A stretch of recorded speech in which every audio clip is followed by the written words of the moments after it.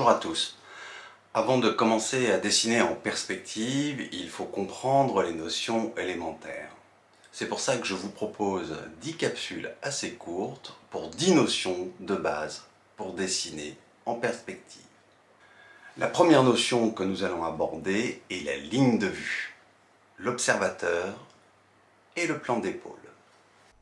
Allons, plantons le décor et je vous propose d'abord de placer un observateur, un arbre, une piste cyclable droit devant l'observateur et une ligne d'horizon qui est toujours placée à la hauteur des yeux de l'observateur.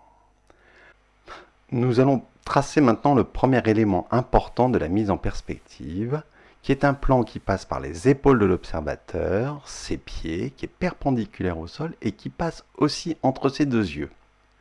Ce plan, qui est en bleu sur le dessin, en perspective, s'appelle un plan d'épaule ou le plan d'épaule. L'observateur regarde droit devant lui et c'est une ligne qui passe entre les deux yeux et qui est perpendiculaire au plan d'épaule. C'est ce qu'on appelle la ligne de vue. À l'intersection avec la ligne de vue et le plan d'épaule, je trace une verticale qui passe donc entre les deux yeux de l'observateur. À l'intersection avec le sol, c'est-à-dire entre les deux pieds de l'observateur, je vais trouver un point très important qu'on appelle le point de vue. Par ce point de vue, je peux faire passer une ligne rouge perpendiculaire au plan de tableau qui est le projeté de la ligne de vue au sol. Passons à la vue de côté, je peux tracer tout de suite une verticale qui passe par le regard de l'observateur et il s'agit donc du plan de tableau. À l'intersection avec le sol, je trouve le point très important que nous venons de voir, le point de vue. Au niveau des yeux, je peux tracer une horizontale qui va symboliser le regard de l'observateur. C'est la fameuse ligne de vue.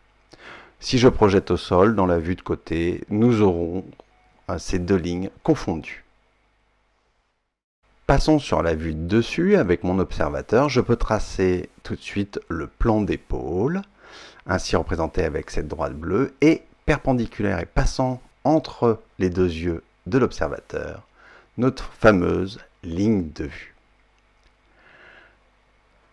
Je peux également, à l'intersection de cette ligne de vue et du plan d'épaule, placer mon point de vue.